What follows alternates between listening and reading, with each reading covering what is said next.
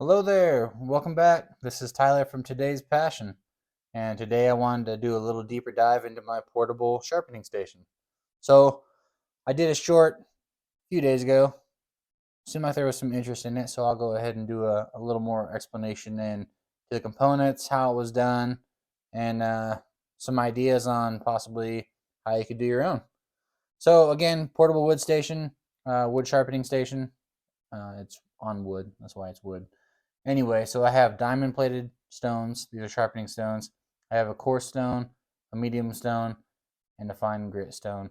And then I have a piece of leather for a strop. So what the strop does with some polishing compound, I got that compound right here. So what that does is that compound creates a nice little surface for you to take your chisels, your kitchen knives, your irons on hand planes, whatever it is you're sharpening.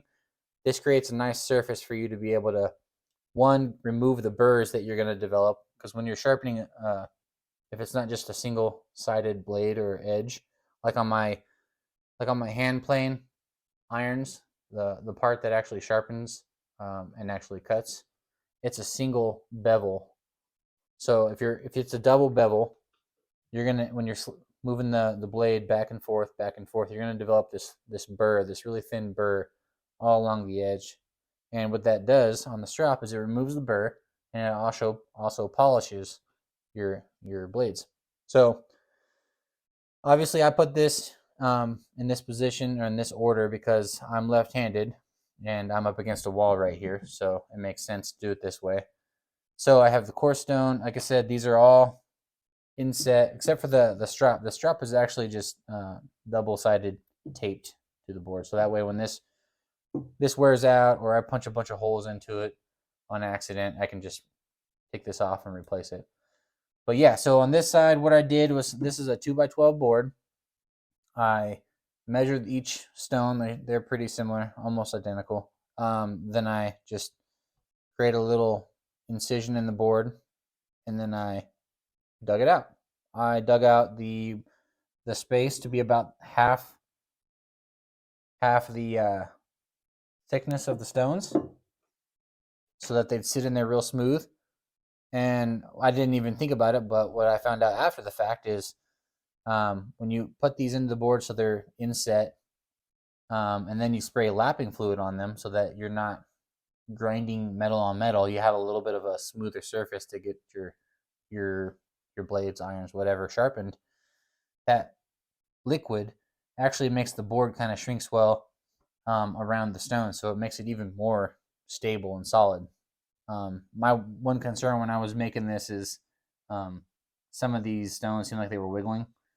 After using them for a few years, there's no moving it out. I had to try off camera for a minute or two to get this one removed, so they're pretty solid. So yeah, back to it.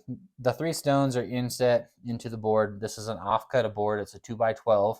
So I planed it down to be flat, and then I cut out the footprint of the diamond plates, and then put them in there, made sure they all fit, and then I stained it and sealed it with a polyurethane, and we're good to go. That's literally all it took. Like I said, this was an offcut. I had this sitting outside for probably 3 years, 2 years, so it was all weathered.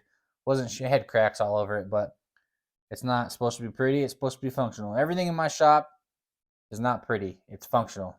That's the whole thought process I have in developing this wood shop. Is everything is supposed to be functional. So yeah, so it's great. The whole board is movable. It's not tacked down to the bench or anything.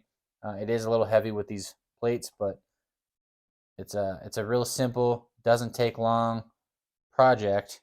You can do it yourself in a whole weekend. Not even a whole weekend. You can probably do it yourself in less than a day. Um, you don't need any special tools, no skills really. Just find yourself a piece of board and start chiseling away at it. I wanted to go this route because I've heard nothing but raving remarks on the diamond stones. So I went that way. If you don't have them, don't feel like you need to go out and buy them. If you have a whetstone or any kind of other sharpening stone, you could use that same stone, but try it and incorporate it into something like this. Unless it's a whetstone, I'd be cautious.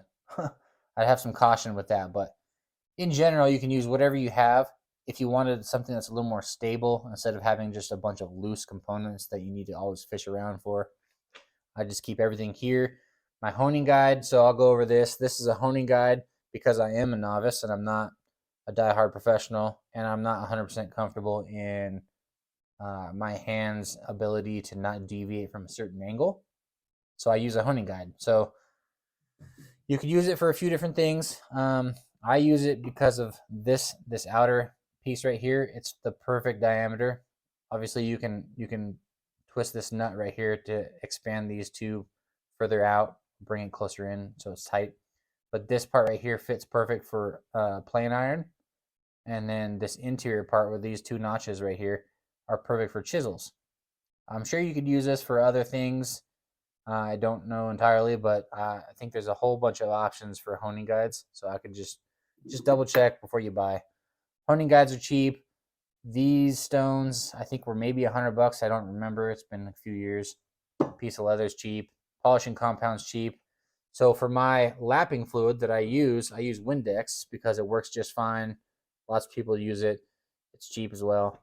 And I'll explain to you here real quick how I use the Windex as a lapping fluid.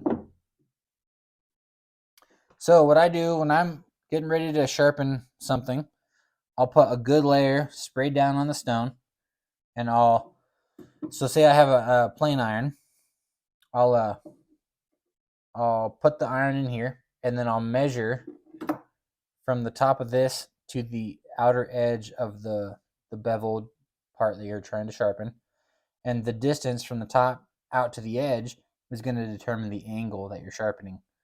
I can't remember. I think it's like 30 degrees, 35 degrees is a common plane iron angle, and that's usually what I do. I have everything already kind of set up on my chisels and my plane iron. So that's how you can determine this, and then it rolls like this.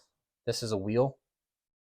So this is how you sharpen stuff. So say you have a plane iron, you're just rolling it back and forth, sharpening your iron. So you don't have to worry about your hands moving up and down, and you're constantly creating like a nice round bevel instead of a sharp bevel.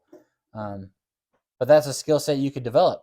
I, at this point, have been using my tools, trying to build my shop out as fast as possible. So I haven't really taken the time to try to develop that muscle memory of holding my hands at a specific angle and not deviating. You could feel, like on a plane iron, it's a fairly large bevel, so you could feel that bevel when you're pressing against your stones.